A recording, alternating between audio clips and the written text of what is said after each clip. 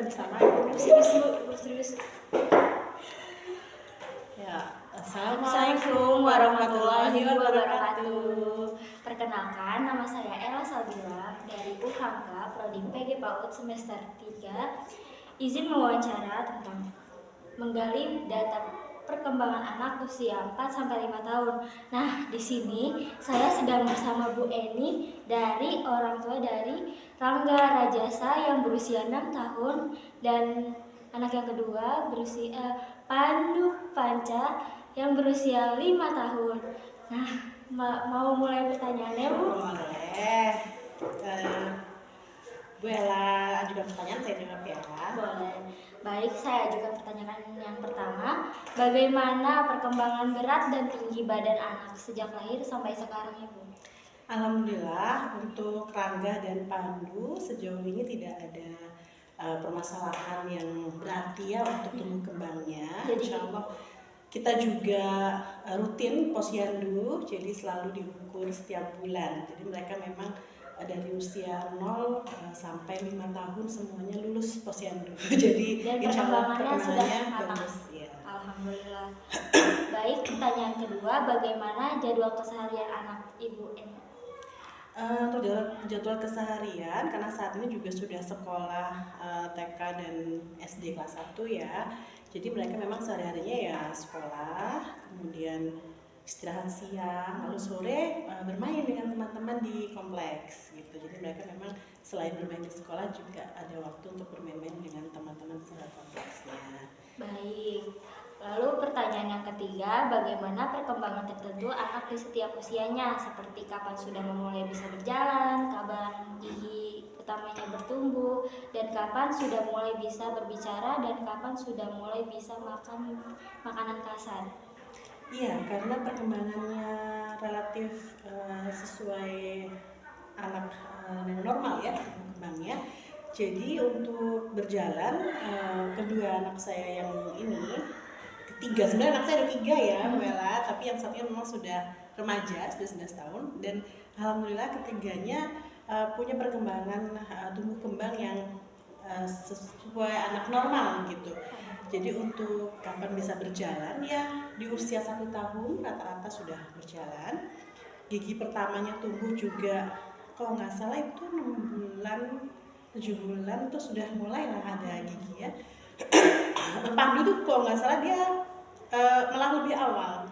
Hanya saja untuk bicara ini kalau anak saya yang pertama itu sesuai ya, dia lebih awal bicaranya, 11 bulan tuh sudah mulai bicara. Rangga itu juga kurang lebih usia setahun itu sudah mulai lancar. Nah yang Pandu ini agak-agak lambat menurut saya. Jadi iya, di usia 18 bulan itu baru bisa belum. Jadi makanya sempat saya khawatir juga untuk speech delay ya. Jadi sempat saya mengikuti seminar dengan psikolog begitu. Kemudian saya menanyakan untuk anak usia waktu 20 bulan waktu itu apakah masih bisa untuk dipandu untuk ininya berbicara. Ternyata memang harus sering-sering kita ajak ngobrol dan cakap-cakap juga. Iya, sebenarnya di rumah juga sering ngobrol, cuman karena ya saya perhatikan nih kenapa ya nih Pandu agak lambat nih. Sempat saya ngikutin juga di YouTube nih ada kan cara-caranya biar cepat ngomong gitu. Tapi ternyata kalau dari psikolognya cerita selalu memancing anak untuk bicara. Misalnya dia minta pertanyaan. Iya, enggak. Misalnya dia mau pingin minum, haus gitu ya, mau ambil gelasnya agak tinggi. Dia kan gitu doang ya. Tapi kita ajarin mau apa? Mau gelas gitu ya. Ambil gelas, oke. Jadi dia harus dipancing dulu untuk bicara. Ya alhamdulillah nggak sampai kita untuk ketemu psikolog begini-begini belum sampai, terapi belum sampai ya. Jadi dia bisa ngomong. Lalu kapan sudah mulai bisa makan makanan kasar? Makan kasar saya ini dari usia 6 bulan setelah MPASI ya 6 bulan itu mulai agak-agak ada dari bubur normal aja bubur yang halus, kemudian bubur kasar tuh sampai umur 12 lah mungkin ya, 12 bulan tahun tuh anggaplah sudah bisa kasih nasi. Baik, pertanyaan keempat, ketika anak Anda mendapatkan pujian atau hadiah, bagaimana reaksi Pandu dan Rangga? Senang lah tentunya. Tentunya senang, cuman karena mereka jaraknya berdekatan ya, hanya selisih 18 bulan. Jadi kadang-kadang ketika si Rangga mungkin yang mendapat pujian, si Pandunya yang kan aku juga gitu. Jadi kita harus sama-sama saling memberikan bahwa semuanya adalah anak baiklah, ya ada kita puji semua gitu. Baik, pertanyaan kelima, bagaimana anak melaksanakan tanggung jawabnya, misalkan mengerjakan tugas, terus merapikan apa yang dia berantaki, itu gimana caranya? Gimana caranya melaksanakan tanggung jawabnya? Iya, jadi kalau Rangga dan Pandu memang karena hari-hari juga mereka nggak bermain di rumah ya, kita ada ruang bermain mereka. Oh, khusus? Iya, khusus sih, memang di ruang keluarga gitu, ada ruang bermainnya. Yang mana setiap kali bermain kita selalu himbau untuk merapikan. Cuman terkadang namanya anak-anak kadang-kadang ada malesnya gitu ya, ada lupanya gitu. Saya nggak terlalu yang harus menghardik gitu ya, tapi berarti kan nanti dia akan punya resiko ketika mana tidak dirapikan akan seperti apa gitu. Jadi kita juga melihat dia ada resikonya ketika dia tidak membersihkan seketika setelah bermain gitu. Jadi karena aku biarin sampai dia ada moodnya nih bersihin, atau mungkin dia, aduh kakinya sakit nih nginjek mainannya, nah berarti kan dia punya inisiatif untuk oh iya kalau aku nggak bersihkan berarti nanti ada apa-apa nih gitu. Jadi dia punya ada rasa tanggung jawab di diri dia sendiri. Bakal merasakan resiko ketika mainannya tidak dirapikan ya. Itu pun juga aku ajarkan juga seperti itu, jadi nggak melulu aku harus merapikan atau menyuruh mereka segera merapikan, tapi mereka juga mereka mengerti ada perbuatan dan tanggung jawab. Iya benar ya, seperti itu. Baik, pertanyaan ke-6, bagaimana kualitas interaksi anak dengan teman sebayanya, seperti di sekolah atau di rumah gitu, bermain di komplek? Ya, alhamdulillah kualitasnya kalau saya perhatikan lumayan lah, maksudnya bagus lah sosialnya, iya, karena mereka bisa terus kan masa-masa bermain ya, di sekolah bermain di teman sekolah, di rumah juga dia memang saya pas sore main keluar rumah gitu, main dengan konteksnya yang penting nggak jauh-jauh ya. Kita masih dalam pantauan orang tua. Oke. Baik, pertanyaan yang ke-7, bagaimana kualitas interaksi anak dengan keluarga lainnya seperti sepupu, bibi, om, atau kakek dan nenek? Ya. Kualitasnya gini, kita merantau jauh sejak anak-anak itu lahir jauh dari nenek, kakeknya kebetulan sudah meninggal lama ya sebelum mereka lahir.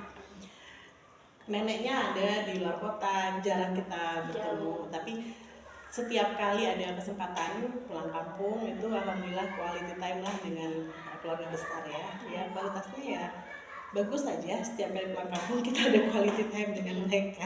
Alhamdulillah ya. Lalu pertanyaan ke-8, bagaimana hubungan anak dengan saudara-saudara kandungnya seperti sama kakak yang paling atas? Apakah suka berantem? Kan kita Iya. Ya wajar ya, memang anak-anak kadang ada berantemnya tapi cepat baiknya seperti bagaimana selayaknya saudara kandung lah, wajar. Maksudnya ya hubungannya baik, mereka bermain bersama, saling membantu, saling menghormati juga. Tapi ya adalah bertengkaran gesek-gesekannya, iya, berebutan apa gitu, hal yang masih bisa ditolerir lah. Iya. Baik, pertanyaan ke-9, bagaimana kualitas kedekatan anak dengan orang tua? Apakah sangat dekat atau ada kerenggangan gitu? Sejauh ini karena anak juga masih kecil ya, usia dini dan juga remaja, alhamdulillah karena sehari-hari juga sama saya juga tidak ada ART, tidak ada asisten, jadi alhamdulillah kedekatannya sangat dekat. Iya. Baik, pertanyaan ke-10, bagaimana cara anak menyampaikan emosinya?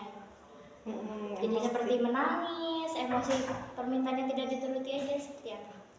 Iya, kalau emosi itu masing-masing anak pasti punya cara masing-masing ya. Kalau Rangga itu lebih nangis ya, karena dia lembut. Keduanya alhamdulillah lembut ya hatinya mereka. Tidak ada yang meletup-letup amarahnya gitu, tidak. Jadi kadang Yang ada menangis. tantrum gitu. Alhamdulillah tidak. Alhamdulillah. Alhamdulillah tidak, sejak kecil tidak tantrum.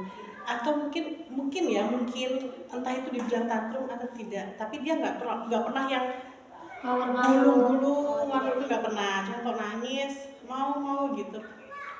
Oke, sesekali tapi tidak sering. Saya maksudnya diturutin, karena kadang anak kan begitu ya, kalau diturutin terus nanti lama-lama akan melunjak. Enggak juga, maksudnya dia ini kita kasih pengertian, kita masih jadi ini boleh, ini tidak boleh, ini sewajarnya segini. Berarti dikasih penjelasan. Dikasih penjelasan bener, kenapa ini nggak boleh, kenapa yang ini boleh gitu. Alhamdulillah mereka mengerti. Alhamdulillah ya. Lalu pertanyaan ke-11, apakah anak pernah mengalami emosi yang negatif seperti yang tadi? Ya, itu tadi yang saya jelaskan, alhamdulillahnya sejauh ini tidak yang berlebihan ya. Tapi kalau nangis minta sesuatu, kalau nangis di tempat umum itu enggak. Alhamdulillah enggak. Karena kan di sini ada yang suka kayak gitu kan, suka nangis di tempat umum, malu-maluin orang tuanya, terus sampai orang tuanya malu sampai kayak gitu, pengen taki gitu. Kadang-kadang dia ketika pun misalnya pengen mainan ini gitu, tidak, kita bilang tidak dan kita kasih pengertian. Itu insya Allah anak-anak bisa mengerti ya pengertiannya yang masuk akal gitu ya. Jadi dan ketika aku juga nggak pernah membohongi, misalnya nanti ya minggu depan gitu ya, minggu depan kan mereka selalu ingat kan, minggu depan dia akan nanyain katanya ini gitu. Berarti dia selalu menagih ya. Iya, karena anak nggak bisa dibohongin ya gitu ya. Kita jangan sampai membohongi gitu, karena anak ingatannya sangat luar biasa. Apalagi dari 0 sampai 6 tahun, dari 4 sampai 6 tahun ini emang daya ingatannya tuh terekam banget, apalagi itu sampai 8 tahun juga masih bisa terekam ingat gitu. Jadi walaupun dia pernah punya trauma itu bakal jadi luka. Ya, benar. Itu yang kita jauhi, apalagi bohong. Saya menghindari itu ya untuk anak ya, bohong. Mungkin menjanjikan, tapi saya juga akan empati pada saat nanti tunggu ayah datang misalnya. Ayahnya datang, kita turuti itu, dan anak jadi ya karena itu tadi ya, alhamdulillah ya kita mengajarkan hal positif lah dan mereka memahami, insya Allah mengerti.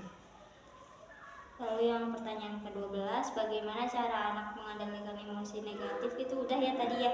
Iya. Pertanyaan itu tentu ya, menangis tuh wajar ya. Dia menangis sendiri kalau Pandu anak usia yang 4 tahun kemarin tuh dia sangat lembut sekali. Jadi kalau misalnya dia terluka, dia akan diam terus nangis aja berkaca-kaca. Kalau kita udah tanyain kenapa dek, dia langsung sudah peluk, nangisnya langsung gitu. Jadi cerita langsung bercerita ya, habis nangis itu dia langsung bercerita. Jadi dia meluapkan emosinya dulu nih, semuanya nangis dulu semuanya, habis itu dia baru bercerita. Dia masih tahu kenapa dia menangis. Cuman karena memang kita yang harus aware, harus melihat peka dia kenapa nih gitu. Kadang kalau kita nggak nanya juga dia akan tidak cerita. Nah itu yang kadang-kadang itu bahaya juga ya buat anak ya, kalau dibiarkan terus tidak kita pedulikan akan dampaknya ke masa perkembangannya ke depannya suka memendam, akhirnya dia jadi mendendam ya, itu bahaya ya. Jadi kita harus terus nanyain kenapa gitu. Pertanyaan ke-13, bagaimana anak cara menilai atau apa yang dilihat atau didengar sekitarnya? Misalnya saat kita lagi simak nih ke kandang kambing, gimana sih cara dia nilai kambing itu? Wah, kambing. Oke, kalau lagi simak kegiatan di sekolah ya, karena saya juga tidak ikut. Misalnya kegiatan di rumah. Tapi kalau di luar sangat excited sekali. Saya juga sering ngajak anak-anak kegiatan di alam, camping atau ke kebun binatang misalnya, atau pergi ke air terjun, mengajak rekreasi gitu ya, mengajak mereka berpetualangan. Mereka sangat suka sekali berpetualang dan kritis sekali melihat segala sesuatunya dan terus teringat, saya pernah kesini kan pernah berapa waktu yang lalu, padahal terus dia masih mereka ingat. Masya Allah. Lalu pertanyaan ke-14, bagaimana anak menjelaskan hubungan sebab akibat tentang apa yang terjadi di lingkungan sekitarnya? Iya, karena kita sering jalan dan mereka sering bertanya, saya juga sering menjelaskan. Alhamdulillah mereka juga mengerti ya kenapa misalnya buang sampah, kenapa orang nggak boleh buang sampah sembarangan, nanti akan banjir, nanti akan apa namanya tsunami. iya tsunami kayak gitu-gitu. Jadi mereka otomatis mereka sampai ya alhamdulillahnya Sampai sekarang memahami dan tidak pernah membuang sampah sembarangan. Kadang-kadang malah menegur orang itu kenapa ya kok buang sampah sembarangan. Jadi pintar sendiri ya. Masya Allah. Pertanyaan ke-15, ketika Anda berbincang dengan anak, bagaimana persepsi anak dalam menilai apa yang ia bicarakan? Ini gimana contohnya misalnya? Sebentar, ketika Anda berbincang dengan anak, bagaimana persepsi anak dalam menilai sesuatu yang ia bicarakan? Misalnya itu, dia lagi cerita tentang kesehariannya nih. Nah, orang tuanya tuh gimana nilainya? Apakah tertarik untuk menanya lagi ke dalamnya? Iya, saya harus menanyakan, saya harus tertarik, harus tertarik ya, maksudnya meskipun itu hal yang kecil bagi dia, tapi dia antusias menceritakan di sela-sela saya misalnya lagi ngapain gitu, saya harus tertarik meskipun mungkin hal yang bagi saya biasa, tapi namanya anak harus kita apresiasi bagaimana dia bercerita tentang hari-harinya mungkin di sekolah, ada cerita apa dengan temannya seperti itu. Karena juga aku bertanya kembali gitu, bertanya kembali. Di sekolah gitu ya. Dan dia suka dengan menceritakan kembali gitu. Pertanyaan ke-16, bagaimana anak memecahkan masalah kecil yang dihadapinya? Itu udah bisa. Iya, mungkin sama ya seperti ketika memecahkan masalah anak-anak tuh biasanya ini mainannya mungkin yang rusak atau apa gitu ya. Karena tiga anak nih dekat, jadi kadang saling membantu. Apalagi kalau Pandu dan Rangga. Kalau Rangga tuh kadang Pandu nggak bisa Rangga langsung terjun untuk membantunya. Buat memperbaiki mainannya misalnya seperti itu. Lalu berapa durasi konsentrasi pada anak saat belajar? Nah ini berbeda. Kalau yang Pandu yang masih usia 5 tahun baru, dia 5 tahun baru beberapa hari lah, itu lebih konsentrasi dalam belajar, dia lebih jenak ya, dia lebih fokus untuk belajar. Kalau yang Rangganya tidak, nggak tahu nih kenapa dia lebih suka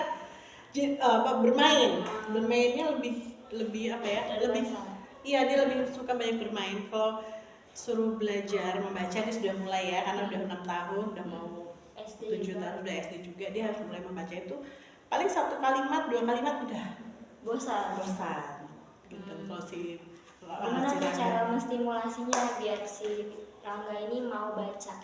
Jadi saya nggak terlalu memaksakan banget, lagi-lagi tidak terlalu memaksakan. Iya, karena jadi dia moodnya dia. Karena kan kalau belajar, apalagi belajar ya, kalau dia nggak nyaman nggak bakal masuk gitu. Betul. Jadi kalau dia bisa oke, 2 kalimat ya udah, habis itu main dulu. Ntar pagi siang, ayo 2 kalimat lagi. Nah, ntar mau apa? Ayo baca dulu. Ya gitu, mancing gitu aja. Tapi sambil bermain, jadi kesannya. Jadi emang dari kecil itu harus dipancing ya dia. Untuk si Rangga ya. Padahal kalau dia misalnya kita read aloud gitu di rumah, Pandu lebih jenak mendengarkan. Kalau si Rangga kalau read aloud buku dengan buku dia kurang tertarik ya. Tapi kalau kita storytelling, dongeng, dia tertarik karena kan dia ngelihat kita bercerita kan, bukan lihat buku, jadi dia lihat, oh ya gini, sambil kita kata-katanya kan kita ini sendiri ya, kreasikan sendiri. Nah itu dia lebih tertarik. Kalau Pandu masih dia senang lihat gambarnya gitu. Dia masih senang mengimajinasinya. Kalau Rangga mungkin waktu kecil dulu dia suka gambarnya, tapi semakin dia besar mungkin dia entah apa sudah bosan ya lihat betul, mungkin dia bisa jadi. Dulu kecilnya udah sering banget lah. Nah, pertanyaan ke-18, apa kegiatan yang disenangi anak di dalam rumah? Iya tentu bermain Lego sih, mereka lagi seneng-senengnya main Lego, main pasir. Kita punya pasir kinetik ya, pasir magic. Nah pasir itu lagi seneng main gituan Lego gitu, sama gambar. Jadi teman-teman kegiatan di sekolah Eniki di rumah juga. Tapi kan di sekolah belum terlaksana kan Eniki Pandu. Oh, Iya. kadang telat ya. Tapi di rumah kami gambar. Oh Jadi iya. kadang dia lagi ngapain ya? Aku mau gambar, gitu. Gambar aja gitu. Ya. Enikinya berjalannya di rumah. Berarti kegiatan yang disenangi di dalam sekolah itu berarti Eniki ya yang disenangi. Nah, Niki sama ada telur dia Iya, suka dia ya suka kan? ada. Cuman kalau Simat juga dia suka paling semangat. Iya, karena dia suka adventure. Mm-mm. Dia suka berpetualang. Lalu pertanyaan ke-20, bagaimana proses anak dalam mengenali huruf dan angka? Ini alhamdulillah anak-anakku di usia yang dini ini mereka cepat mengenali, terutama untuk angka ya. Angka dulu ya, mungkin angka dulu 1 sampai 10 itu di usia 2 tahun lebih itu Udah belajar. udah tahu ya. Meskipun kita tidak mengajari, tapi mungkin dia Melihat orang begitu. melihat orang begitu, atau dia juga nonton ya, nonton kita ada tontonan anak-anak itu yang berhitung sambil bernyanyi kayak gitu, dia tahu gitu. Kalau huruf itu mungkin usia-usia 4 tahun, anak Pandu itu 4 tahun kemarin sudah hafal A sampai Z dan tahu bagaimana gambar bentuknya. Sementara Rangga, karena dia tidak fokus, terkadang dia di usia kemarin ya 5 tahunnya itu masih suka kebalik balik, kurang hafal, malah nanya sama Pandu sama adiknya. Iya. jadinya dia malah nanya ke adiknya. Cuman kadang jadi akhirnya dia terpacu gini, kok ada tahu sih gitu, kok dia tahu, kenapa aku nggak tahu. Iya, jadi terpacu buat dia sendiri untuk akhirnya oke, dia akan belajar lebih lagi gitu. Pertanyaan ke-21, kapan anak sudah mulai bisa membaca dan menulis, mengenal huruf, angka, dan warna? Jadi kurang lebih sama ya, sama pertanyaan 20 ya. Cuma untuk membaca, memang membaca ini belum banget sih. Kecuali Rangga usia 6 tahun ini udah mulai membaca. 1, 2 kali. Dia di usia kemarin 6 tahun, 6 tahun itu mulailah sudah bisa satu kata, 2 kata. Tapi yang sesuai suku katanya lah gitu, dia masih terbatas di situ. Alhamdulillah dia tadi gurunya juga menginformasikan bahwa sudah mulai lumayan lancar. Hanya untuk menulisnya masih harus perlu digejot lagi ininya, karena motorik halusnya. Karena itu dari motorik halus. Kalau menulisnya dia bisa menulisnya sudah bisa, hanya semangatnya. Kadang dia kalau menulis sudah ngerjain tugas 1 nomor gitu, udah capek, gitu, males. Jadi harus disupport terus untuk menulis benar. Untuk si Rangga, kalau Pandu beda. Pandu lihat Rangga belajar, dia ikut. Dia harus ikut, dia menulis dia juga. Dia mencontohkan ya, meniru maksudnya. Meniru. Pandu alhamdulillah untuk perkembangan membaca, menulis, membacanya masih belum ya, masih kita mengikuti kita ya. Kalau menulisnya kita kasih misalnya pisang, pi, berarti harus apa? P. Nah, dia sudah. Menulisnya juga sudah tahu. Insyaallah. Si Pandu. Tapi belum diterapkan di sini. Belum, iya. Tapi itu pun juga saya takjub. Kok bisa ya deh ya gitu. Berarti emang kok iya. Pinter banget. Lalu pertanyaan ke-22, apakah anak pernah mengalami masalah belajar atau di rumah atau di lingkungannya? Alhamdulillah sih sejauh ini tidak ada masalah berarti ya gitu. Ya memang namanya anak mungkin kadang lagi ada jenuhnya, bosan kayak gitu. Ya kita ini aja mix aja, jadi belajar sambil bermain itu menyenangkan bagi mereka. Baik, lalu pertanyaan 23, bagaimana kemampuan anak dalam melakukan gerakan tubuh yang melibatkan otot besar seperti duduk, berdiri, dan sebagainya?